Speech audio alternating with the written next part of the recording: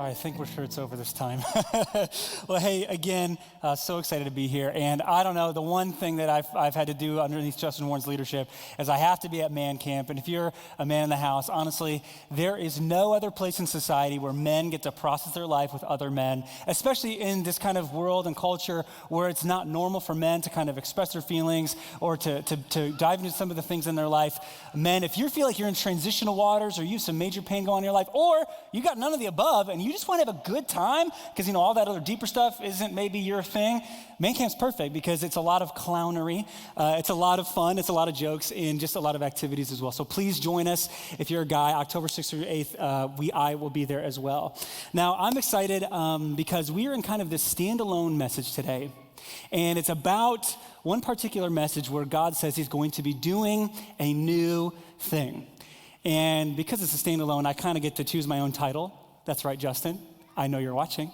And the title I want to choose for today's message is going to be called this: Pining for a Prime. Pining for a prime.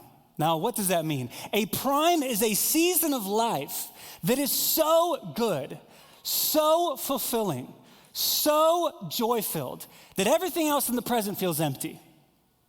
A prime is a season of life we wish we could recreate. We could retrieve it and relive it. A prime is something that we are longing and craving and hungering and pining after because the experience of the friendship, the experience of the purpose was so good, rewarding, that everything else in comparison just seems to be not as good. Has anyone else experienced maybe a prime of life? You know, I wasn't going to do this, but I want to break the fourth wall. When I say prime, I want someone to help me out. What is a prime of someone's life or of your life that you wish you could go back to? Like maybe it was having little kids. Does someone want to just raise their hand and just share it, break the fourth wall, be comfortable? Maybe somebody? College, prime time, especially for those of us who went to Michigan State. Go Green. Who else? Dating your husband, that's what I'm talking about, yes. The sweet limerence phase of all the chemicals flooding, just nothing like it. We love it. We'll do one more. All right, one more prime. What's one final prime? Having children, having littles. I feel like from my wife and I'm married to my wife, Natalie, of 7 years. Thank you. But we have two little ones. We have a 3-year-old. His name is Bronson. We have a 6-month-old. Her name is Ivory, and she smiles and kicks whenever she sees me. And we are living in a prime, and we're also extremely exhausted. And it's that one quote, I think it's probably from The Office, where you don't know you're living in the good old days until you are no longer in the good old days or whatever.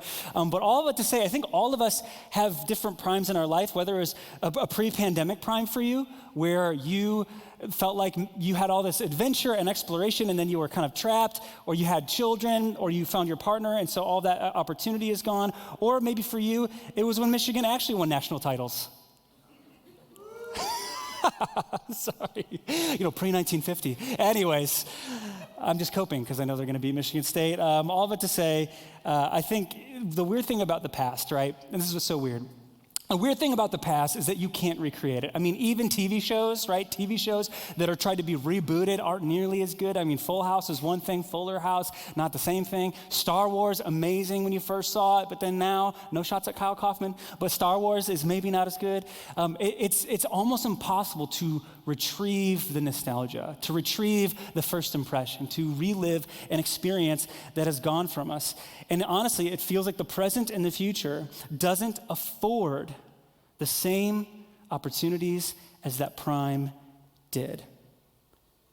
And something happens in us if we begin to place a greater importance in the past than when we do in the present or in the future. Something happens in us. Primarily, I believe that when we are comparing our current lives to a prime, we become passive. We become passive.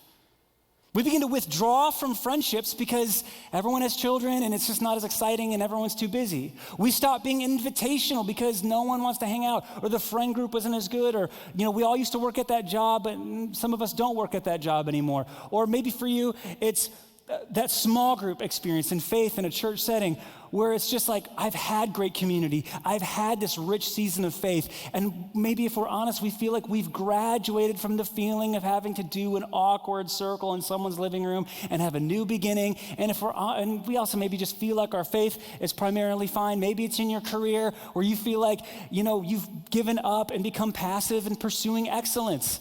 Because you said, you know what, I used to be really good, and I was really sharp in my career, or that one job I had was amazing, but if I'm honest with where I am now, I just feel like I don't see the payoff for all that labor. So we become passive when we compare the present to a prime. And when nothing beats the past, the present becomes depressing.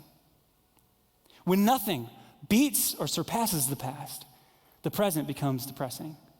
And we forfeit the future. See, in the text that we're going into today, this mirrors God's chosen people, Israel's history. And this is maybe a place that many Christians go to in Scripture to talk about how God is something new and exciting. And maybe if you read it at face value, it's like, that's awesome, cool. We love to see an exciting verse. But I want to dive deeper into it because there's so much rich context. And here's the verse, ready? It says this in Isaiah chapter 43. It says, "Forget the former things and do not dwell on the past. See, I am doing a new thing. Now it springs up. Do you not perceive it? I am making a way in the wilderness and the streams in the wasteland."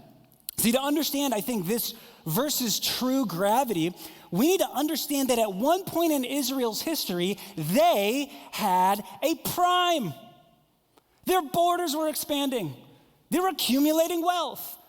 They really had no threats to their kingdom in a period known as the United Kingdom, where it's under King Saul, King David, and King Solomon. I mean, everything seemed to be very prosperous. And however, before this, maybe you look at the Old Testament and you begin to maybe not understand it. Does anyone ever have a hard time reading the Old Testament in here? Or if you've ever seen it or looked at it from afar, it can feel outdated, archaic, barbaric, antiquated. It doesn't seem to make sense. So I want to actually rewind before we get to Israel's prime to unpack exactly how God decided to set up his people. Because God chose a people to represent and redeem the world unto himself. To represent him in the earth, that as people saw this people group, they would know the living God. And then they would be redeemed to the living God. And this is the people, Israel. And back in this time, the world, the idea of one God or one creator of the universe was a brand new idea. I mean, in all the surrounding nations, there were many gods. And when you had many gods, the end goal was that you would survive. You would satisfy the gods. You would make them happy. You maybe, at worst, would offer your children or offer sacrifices in a temple of animals so that you could have rain, so that your people could survive and not be obliterated by foreign oppressors, not be militarily devastated. And this is the end goal. So all these countries in the ancient world have their gods that represent them kind of like a captain. And so God, Yahweh of Israel, he introduces himself to Israel and says, hey, I know you don't understand maybe everything that maybe we all know in the 21st century, but God decides to meet them in a language that Israel would understand. He meets them in the same rules of the kingdom so that he could establish a kingdom that rules. He says, yeah, you can build temples, but you're not building a temple to sacrifice animals because I'm hungry and you need to feed me. You're offering animals to atone for sin so that we can have relationship, right? This God was different. Everything seemed far superior as it came to human relations than the gods of the surrounding nations. And, so if you are kind of in that feeling of like, it does still feel outdated and antiquated, here's the answer I would give you. It's kind of like trying to answer this question: where do babies come from? You're going to give a different answer to a 5-year-old than you'd give an answer to the breakaway students in Jackson's room, than you'd give to a medical student who's learning to be a labor and delivery nurse. And no one's lying. You just give an answer according to the knowledge the context, or the maturity of your audience. And so God meets Israel in some of these ways that they would have understood, and it creates a far superior system.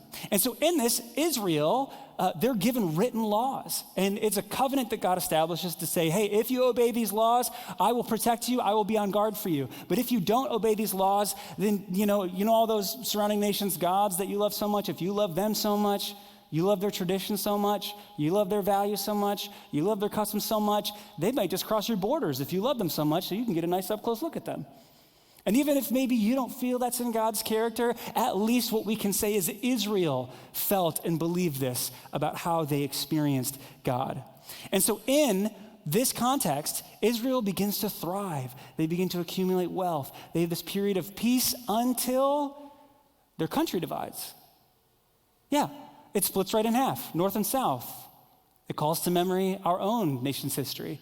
And in this division, they slowly begin to rebel. They slowly begin to disobey this covenant. They slowly fall away from the God that they know. And onto the scene come prophets and begin to warn Israel, to tell them, hey, we're not obeying this covenantal promise. And so here walks a man that we kind of looked at. His name is Isaiah. Now, Isaiah, what's so interesting, Isaiah is the most quoted, besides the Psalms, is the most quoted book in the New Testament. It's the most quoted book. So some people would call it the fifth gospel, right? Matthew, Mark, Luke, John, Isaiah.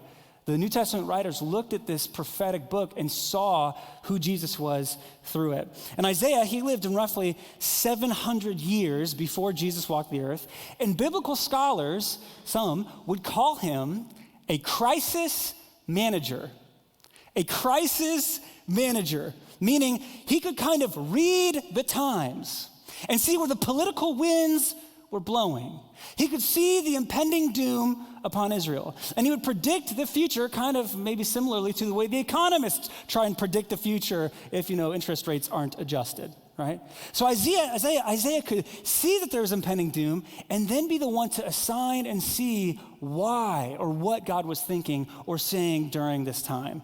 Right? And so in the book of Isaiah, there are actually two crises. Now, the reason why this is so important, I know I'm becoming a little bit of a nerd here, but the reason why this is so important is because in most prophetic books in the Old Testament, they only address one crisis. There's two different wars, the Assyrian invasion and then the Babylonian invasion. One to the north, the Assyrians, one to the south, the Babylonians. And usually there were clusters of prophets, but Isaiah seems to cover both that are 200 to 300 years apart, right? A modern day example might be Ukraine, that today it's being invaded by Russia, but back in World War II is being invaded by Nazi Germany. This is what was experienced by Israelites. And Isaiah seems to address both of them. So whether he's doing it far in advance of the future, 200 years apart, he's able to, see both crises, kind of in a flash forward and a flashback kind of way. Or some scholars, depending on how you want to look at it, would say that maybe there's another author who wrote underneath Isaiah a couple hundred years later and would begin to describe these events as they had already taken place in the past. Either one is okay for you to believe in, but the point remains the same, is that when we show up to this verse about God doing a new thing, by chapter 40, the whole tone changes. All the crises are over. Babylon's invaded Jerusalem. It's destroyed the temple, were the place where Israelites worshiped, and they've abducted them, taken them out of their zip code into a land that's unknown. And it's in this captivity that they are freed by a king named Cyrus, and they are looking at their future destroyed but hopeful. And so this is what God begins to say to the Israelites as they're learning about their freedom. It says this, that this is what the Lord says, your Redeemer, the Holy One of Israel. For your sake, I will send to Babylon, right, your captors, and bring down as fugitives all of those Babylonians in the ships which they took pride. God is sending the Babylonians packing as prisoners in the very ships that they carried other prisoners away. And God then pivots to offer this message of hope. And he says, forget the former things. Don't dwell on the past. Forget the former things. Don't dwell on the past. Now, if you're Israel, that might be really hard because you've experienced some real traumas. Your people have been abducted. There's been war. That's traumatic. And now you've no homeland to go to, or many of the people who are born in captivity don't even have a home that they even remember, I don't know about you, but when it comes to primes that end with pain, it almost feels impossible to forget the past, am I right? I think if I'm honest and if I have a moment of vulnerability, there's many things in my life that I feel like I'm just hung up on, a prime or the old or what used to be. You know, for me, I work with young adults, and pre-pandemic, we had a couple hundred young adults who were a part of our movement. We had like 25 leaders, and once the pandemic hit, I went down to 0 leaders and roughly like 35 people. And it was at this point where I realized that we were never, at least in my mind, going to recover from this. We're never coming back from this. And it felt like every coffee that I'd ever gotten with a young adult, every strategy meeting, every way that I tried to reach young adults to have them hear the gospel, felt like it didn't matter. It felt like it was all for naught. And I remember walking around kind of like a zombie around this place because I was like, what am I supposed to do? Did any of it matter? Did any of it seem worthwhile? Maybe you have a family member kind of in the same way where you've spent so much time. They've struggled and struggled financially. They've struggled and struggled in their marriage. They've struggled and struggled to overcome addiction. And you feel like you've been there, and then it sometimes feels like maybe they're in a worse spot, right? Like for all of us, there can feel like this pain that ends a prime. And yeah, cool, God, just forget about it. Awesome, right? And don't worry, just look at the new things, right? Or even for me, it's like I'm a new parent, but if I'm completely honest, I feel like I've had, for as much as I've been in the richest season of my life the last 3 years, I've also been in some of the most depressed. I feel like my freedom has been gone, I'm the worst advertisement for, when single people talk to me about what parenting is like. For all that I absolutely love and adore my children, would never change anything, there's another part of me that realizes that my life isn't my own. And that's been a really big struggle for me. And if I'm honest, it's hard for me to talk about with friends because I feel like no one else has this problem. I feel like the moms get it because they're like, yes, we do. But it's a lot of the dads who just seem to be chill or fine, and I just feel maybe like I'm alone as a guy who's struggling in this. And then also just even with my own faith. Back when I worked in Birmingham in 2013, working as an elementary coordinator with Maura, so much fun. Man, I couldn't tell anyone, but I was experiencing deep doubt and feelings of agnosticism over my faith. I just got done with college. I'd spent 8 years just following the straight and narrow, worshiping Jesus, doing all the things he asks of us. And then it's like I lost my entire faith, or at least it felt like it. And I couldn't tell anyone because I feel like I would lose my job. I feel like I would lose my belonging. I feel like my family would judge me, and I feel like no one would understand.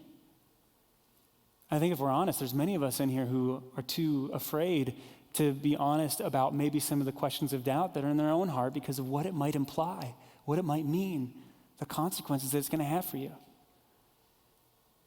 And I think it's in this where it's like, how do you just move past this? How do you just forget that this is a part of your life?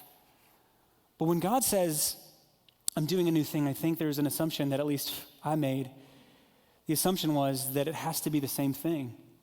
Because I was looking for the old. I was like, no, I want my faith to look exactly how it did in college when I thought about it this way or worshiped in this way. No, I want my dating life with my wife to be the exact same way. But I'm realizing that new is new. It can't be old. And in many ways, we want to go back to because something was bigger. There was more people or more friends or more money, right? Whatever it was. But I think what I'm learning, at least in the definition of new, that new doesn't mean bigger. New can just mean better, or it can just mean different, right? And so it says, I want to put this verse back up. It says, forget the former things, don't dwell on the past. See, I'm doing a new thing. It springs up. This is the key for me. This is what I learned. Don't you perceive it? Because I don't think I understood that God was trying to evolve me in all these areas of my life. And that the ways of thinking or believing weren't serving me in the exact same ways I used to. And when we look at this passage in Israel, it kind of matches up with their experience. God doesn't take them back to their prime. He doesn't give them wealth and a kingdom and a king. He doesn't give them everything they had before. In fact, the next 500 years are pretty laborious. And guess what? They have, by the time Jesus shows up, a new invader, the Roman Empire. And they have to go back and they have to weep at the wall and rebuild their temple. But what we realize is that there was something else that was different and even better in this scenario. And Isaiah shares it in chapter 53. It says, but he was pierced for our transgressions. He was crushed for our iniquities. The punishment that brought us peace was on him, and by his wounds we were healed. God did a new thing. No longer did the world have to be won over to God of the universe by looking at a people group, but by one man's sacrifice. The world would have access simply through faith. No amount of works or performance would save or be welcomed into the family of God. No, it was simply through faith in Jesus. And this new thing is the thing that God wanted to do to show his great love. So at least, I don't know about your story, but at least in mine, my pursuit of ministry has completely changed. Before, it was about bigger and getting it back to the prime that it was, right? But you know what also happened during that time? It was a lot of just trying to muster up people to be excited, maybe even generating fake excitement with the crowd and with all these people and stressing myself out. And what I've realized, maybe the new thing that God has done in me, as I've sacrificed performance for authenticity. And the new thing that God, at least in my life, I've learned is that it's better to be authentic. No longer am I straining myself over being a perfect communicator and just being all things to all people. No, for me, it's actually about living in the authentic, growth that God has placed me in. And that's something I'm learning and still learning. The other one, my faith that I thought was lost, right? What I was clinging to was certainty and having answers and intellectual things. And what I actually got in return, the new thing God was doing was mystery, unknown, and just a divine dance of relationship.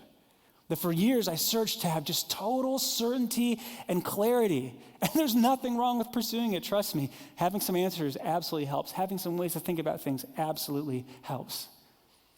But what I got instead, the new thing, was a delight and mystery.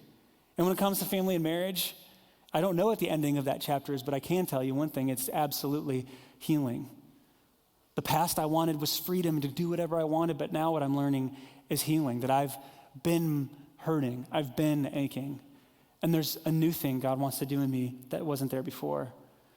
And so I want to offer 4 ways I believe that we can recreate a new thing, a new prime that maybe God wants to do as all of us are comparing our present to the past. The first one, honestly, is maybe a little hard. It's processing. Processing. When the Israelites were freed from, Babylon, they had to go and process the trauma that they had gone through. In fact, the 2 people who are assigned to rebuild the wall were Ezra and Nehemiah. It says this about Nehemiah, that when he heard that the exiles were back and in distress, and he heard about the burned city and the broken walls down, he wept, and it broke his heart. And he asked the king to go back, and he contemplated, and he left his job. With Ezra, when the construction of this new temple, when they went back and rebuilt it, the old priests who had seen the former temple wept and cried while others cheered. And it makes a note that it says, you couldn't distinguish the weeping from the cheering. There was so much noise going on. See, I think the first thing that all of us need to do is to process. For me, I actually did a little therapy adventure. I think it's becoming a little more normalized and common. But for me, I was sparked because I knew I was having children 3 years ago. And I had this realization, maybe you've had it too, where I realized if I can't control my reactions around my adult wife who uses logic and reason, I will never control my reactions around an illogical kid who has no brain developed. And that just led me to want to go back to therapy. And it was there that I felt like I was looking for these answers. What happened, right? Tell me what to do. Why am I like this? Why am I experiencing the world like this? And I thought I needed answers. But what I actually needed was simply to process. I needed to experience what I was feeling. I needed to experience the emotions that I just had buried deep that I didn't want to face. But I realized that when the pain of change becomes greater than the pain of staying the same, you have no choice. And my therapist, Kevin, kept asking, why? Why? Where did it come from? And all I got from it was clarity. In the processing stage, if you're looking for a new prime, it's about getting the clarity. Ask the question, why? Because you will show up with fuller clarity, fuller insight, and fuller wisdom to go forward and build your new life. The second thing is people. I apologize for the alliteration I'm about to go through. I'm disgusted with myself. But people. Did you realize that in every prime, it's where you had the most people? Think about that. In the greatest seasons of your life, it's because you had the most relationships and had the closest relationships. Primes are where people are. I actually believe that God uses friendship energy to change the world. Look at the 12 disciples. It's friendship energy. He says, I've not called you servants, I've called you friends, for you know my business. See, we need people in our life because we need to process. I love what John Acuff says. He's a speaker, a Christian thought leader, and he says, the days of accidental community are over. No longer is it just on accident that we run into people and become friends. We're all at home. And he elaborates, he says, we've sacrificed community on the altar of convenience. It's convenient to just watch on stream, though we love having you on stream. We'd rather have you than not have you. But it's convenient to not go to a small group. It's convenient not to serve. It's convenient to do just Zoom from home instead of showing up to the office, right? And we've sacrificed rich relationships on the altar of it just being easier for us. But in the process, we've lost richness. We've lost people. How many of us just feel like if we had someone who knew about what was going on, maybe we wouldn't have some of the mental health struggles that we do? It's people that are primed. So I want to encourage us here, this is my challenge for the room, to join a small group. I know, but to join a small group, this is what I tell my young adults, join it for 1 year. Be like an athlete, sign a 1-year deal, have a signing day, take a picture, sign a contract, with you and your partner, your spouse. Like, sign a deal. Here's why. Because you might be so surprised at the life change at the end of 1 year if you simply decide to do one thing and that's show up. And if you're like me, it's easy to feel like you've graduated from it or you've done that before, you've tried it, but it's in proximity over time. And having shared experiences with people and about sharing our secrets and them sharing their secrets that allows us to have a new prime that maybe we wouldn't have before. The third thing is purpose. A deep sense of fulfillment. Nehemiah, right? What led him to know what his calling was? It said his heart broke. He wept, he saw. So my question is, what breaks your heart? When a pan ends a prime, maybe there's a sign, there's a clue that maybe your purpose is found in the very thing that's destroyed you. Maybe that's actually the one thing that allows you to see others in ways that they've never been seen. I'll be honest with you. There are so many, at least for me in the last 10 years, there's so many events that made me feel like I'll never be the same person. I'll only be a shell of the person I used to be. What I've learned is that becomes your superpower. It becomes the very thing that allows you to see, to withhold judgment, to hold space, and to give the gift that you wish you would have gotten. What has broken your heart? Who do you wish was there? What did they say? In that imaginary world, what was it like to be you, and what would you have needed?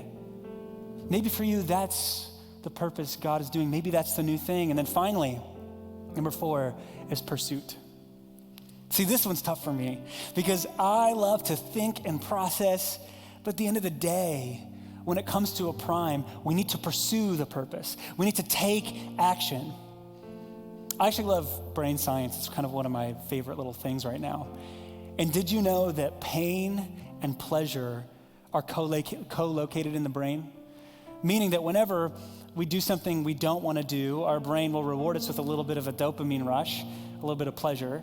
But if we indulge in too much pleasure, our brain will kind of give us a little bit of pain to say, hey, you need to kind of move on with your life, and this is maybe affecting you because you're overindulging, whether it be food, sugar, caffeine, substances, whatever. And I believe that maybe there's a little bit of pay now to play later instead of playing now and paying later.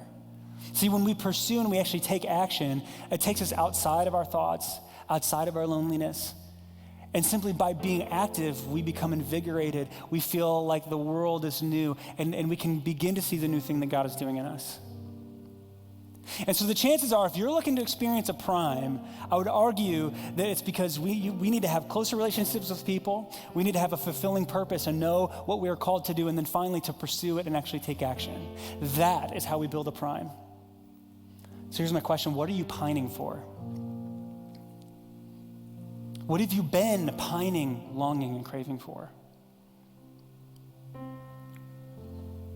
What have you been trying to retrieve and recreate that you just can't seem to retrieve and recreate? And what breaks your heart? What's broken your heart? What do you wish someone else would have given to you that maybe you can give to others? Who do you need to be in friendship and relationship with because you've been so alone? What is the first action step, the first foot in front of the other that you can take? And maybe you'll find that God is doing a new thing, and it may not be bigger, and it's definitely not the old thing, but it's new. But I think if we want to start this, I think it's important to do number one, which is to process. I think we need to make room for God. I think we need maybe a moment to recognize that we haven't been okay. Maybe we haven't admitted that. Maybe for us, we've worshiped or longed after this past. And maybe for others of us, we just need to process because we're finally excited again. We didn't realize that God could actually be doing a new thing, that the wheels are spinning. And it's like today, maybe God's speaking to you. It's like rewiring your brain to say, oh my gosh, like, yes, this is the confirmation that I needed. And maybe you're jumping out of your chest as I'm saying that because you know that's you. And so I want to take this moment to make space, to make room for God, to do what only He can do in your heart, to process with Him. Heavenly Father, we're just so thankful for who you are and the goodness that you have, that even if we're trying to cling to the past, God, you're doing a new thing, a better thing. We're gonna relinquish performance for authenticity. We're gonna give up the past so we can see a bright future.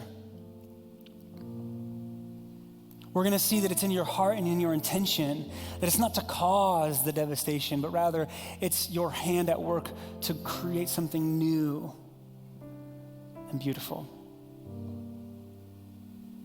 God, I ask that from this place, it would maybe prompt our heart to know that we do need people, that we've been relying on accidental community. We've maybe been passive, withdrawn, avoidant, but God, I pray that this would be the spark of intentionality for all of us in here, knowing that you're doing a new thing. We thank you in your name.